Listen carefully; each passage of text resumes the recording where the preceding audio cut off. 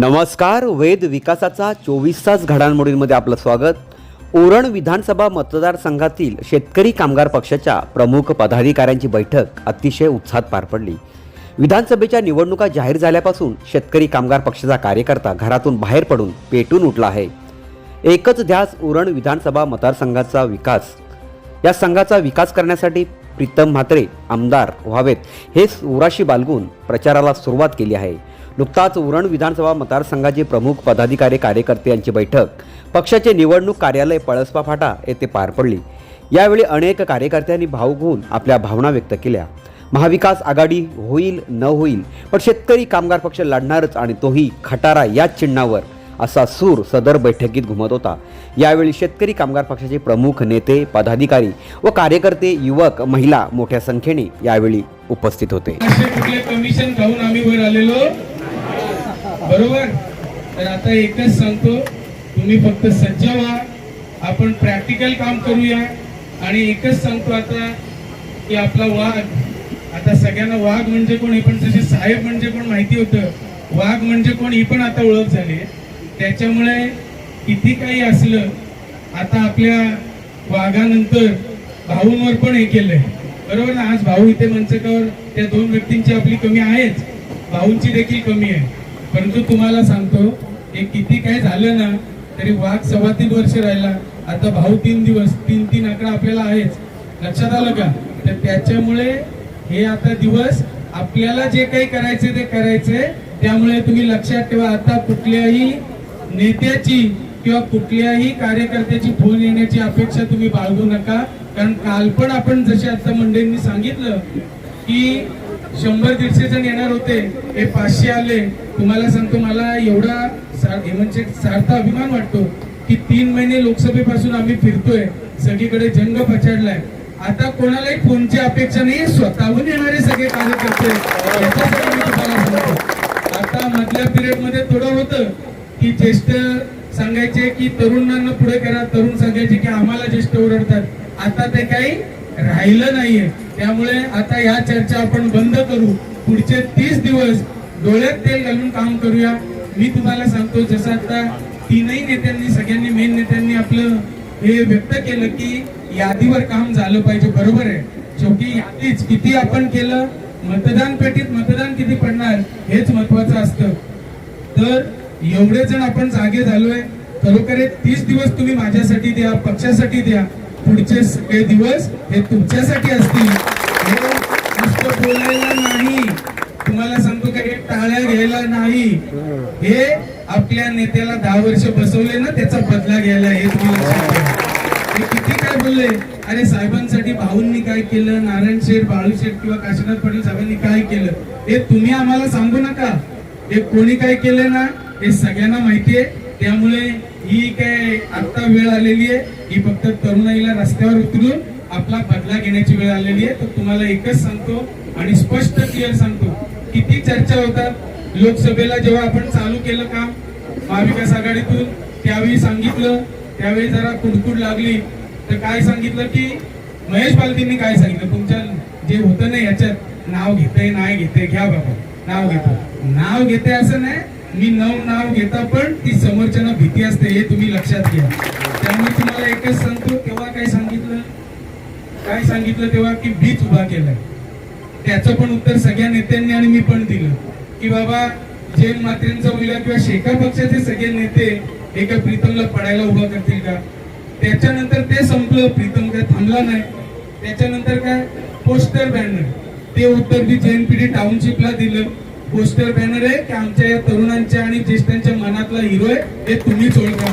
बरोबर आहे. आता अजून नवीन काय की बापाच्या पैशावर पोरांनी काहीतरी हट्ट धरलाय, बापाच्या पैशावर पोरांनी हट्ट धरलाय.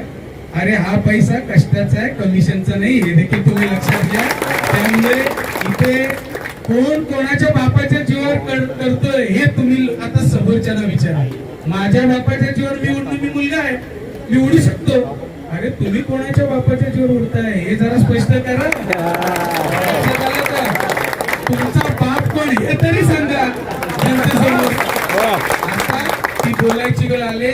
आमच्या या सगळ्या शेतकरी कामगार पक्षाच्या नेत्यांमध्ये कधी अशी वेळ नव्हती की आम्ही कधी वैचारिक टीका, आम्ही वैयक्तिक टीका केल्या नाही, आम्ही वैचारिक टीका केल्या.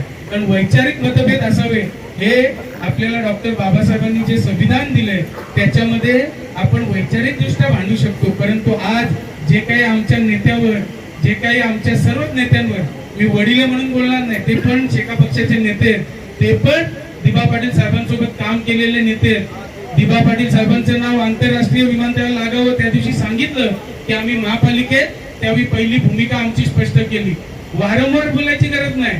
अहो इथे तुम्ही नुसते लोकांचे घेतले, आपल्यातले लोक होते, स्वतः भाऊ होते की बाबा नाव म्हणून गेले. सर्वपक्षीय संघर्ष समिती आहे किंवा त्याचे नेतृत्व दशरथ पाटील साहेब करतात, हे या सर्वांसोबत गेले, दिल्लीला गेले. तुम्ही एकटे जायला लागले तेव्हा आमच्या लोकांना कळलं ते नाव कोण देणार, फक्त शेतकरी कामगार पक्षच देऊ शकतो हे देखील तुम्हाला सांगतो. आता काय बऱ्याच गोष्टी आहेत, सगळ्या गोष्टी सांगायला पाहिजे. तुम्हाला सगळं माहिती आहे, फक्त तुम्हाला पण या नेत्यांच्या तोंडून ऐकायचं असतं. पण आता हे सगळं थोडं मी याला 30 दिवस पूर्णविराम का देतो, कारण आपल्याला प्रॅक्टिकल काम करायचंय. आपल्याला कुठल्याही परिस्थितीत महाविकास आघाडीतून किंवा आपल्या खटारा या चिन्हावर आपल्याला कोणत्याही परिस्थितीत ही विधानसभाची निवडणूक लढवायची आहे हे देखील तुमच्याबरोबर सांगू इच्छितो.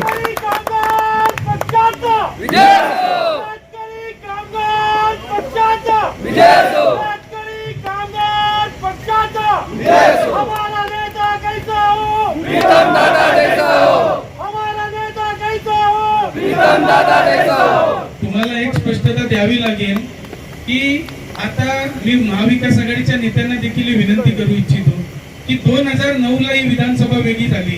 2009 ला आपले आमदार विवेक पाटील साहेब निवडून आले. 2014 ला आमदार साहेब 735 मतांनी पडले. ते का पडले हो तुम्हाला माहिती आहे का? किंवा कदाचित माहिती असेल, आपण बोलत नाही. साहेबांना त्यावेळी जो लीड होता 25-30 हजार मतांचा, साहेब बाळूशेठ साठी इथे फिरत होते. उरण विधानसभेत साहेब 20% पण फिरले नाही, 80% बाळूशेठ साठी, कारण बाळूशेठला आमदार करण्यासाठी फिरत होते. आणि साहेबांना काय वाटलं, थोडाफार लीड किंवा कार्यकर्त्यांची नाराजगी होईल पण मी सांभाळीन, कारण तेवढा विश्वास साहेबांचा कार्यकर्त्यांवर होता. थोडक्या मतांनी सीट गेली. 2019 ला काय झालं, कर्नाळा बँकेचा आणला घोटाळा. आता 2019 नंतर 5 वर्ष आता होत आली. काय झालं, 96.33% लोकांचे पैसे परत व्याजासहित देण्याचं काम या यंत्रणेची आपण ठेवली पाहिजे. आता राहिले 3.75. मी त्या दिवशी पण सांगितलं 4.5% लोकांचे 110 कोटी रुपये देणं आहे. साहेबांची 840 कोटी रुपयाची प्रॉपर्टी आहे. हेमंत शेठ समोर आहेत, बरोबर शेठ बोलतोय. ती प्रॉपर्टीची व्हॅल्यू 2 वर्षापूर्वीची आहे, 2.5 वर्षापूर्वीची. आजची व्हॅल्यू तिची 1035 कोटी रुपये, म्हणजे 110 केले मायनस आणि ते 380 दिले तर 600 कोटीची प्रॉपर्टी एक्स्ट्रा आहे. उलट आता आपल्या वकिलांनी सांगितलंय की उरलेल्या पैशाचा 2.25 वर्षापासून आम्ही म्हणजे साहेब द्यायला मागतायत, पण तुम्ही राजकीय हव्यासापोटी देऊ देत नाही तर त्या पैशाचा व्याज साहेबांना मिळाला पाहिजे हे साहेब ठणकावून सांगतात. हे कोण सांगू शकतो? हे काय असंच हवेत बोलणार का आपण? हे ज्याचं व्यवस्थित हे असतो ना तेच सांगू शकतो. त्यामुळे महाराष्ट्रातली एकमेव बँक आहे की जिचे पैसे व्याजासहित परत मिळाले. कुठली बँक हो मला दाखवा. फक्त विरोधी पक्षात आपण किंवा शेका पक्षाची सगळ्यांनाच फुसली हो. आता एकदा फुसली त्यांच्याच अंगावर टाकायची हे तुम्ही लक्षात ठेवा. ते आपण नॅचरल फुसली टाकायची. आपले फुसलीचं झाड आहे ना तेच आता उपटून ठेवा, खिशात पाला ठेवा, बघू काय. आता तुम्हाला सांगतो हे सगळं होत असताना तुम्ही एकच घ्या, लक्षात घ्या, इथे कोण कुठे पैशावर येतो. आता कोणी सांगतात की बाबा काय, परंतु तुम्हाला सांगतो ज्या दिवशी फॉर्म भरायचा दिवस येईल, 24 तारीख आहे की नाही आपल्याला 22 तारखेला संध्याकाळी कळेल आपल्या नेते, पण ज्या दिवशी फॉर्म भरणारच, ज्या दिवशी फॉर्म भरू ना त्या दिवसापासून पुढच्या 3 दिवसात 3 आकडा आहे ना 30% बीजेपी खाली करीन हा तुम्हाला शब्द. हे मी का बोलतोय, त्या टाळ्या घेण्यासाठी बोलतोय? हे का बोलतोय तुम्हाला जबाबदारीने सांगतो. आपण सांगतोय काय, हे आता महेश बालदी निवडून आले गेल्या वेळी, काय झालं आपल्यातले नेते फुडले, कार्यकर्ते कुठे जागेवर.